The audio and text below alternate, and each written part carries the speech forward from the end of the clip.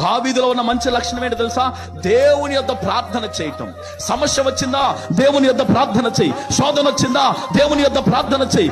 నీకు కష్టం వచ్చిందా, దేవుని యొద్ద ప్రార్థన చేయి. కన్నీళ్ళు ఉన్నాయా, దేవుని యొద్ద ప్రార్థన చేయి. నీ కడుపులో వేదన ఉందా, బాధ ఉందా, దుఃఖం ఉందా, నిరాశ నిస్పృహల మధ్యలో కృంగిపోతున్న అనుభవాలలో నీవు ఉన్నావా?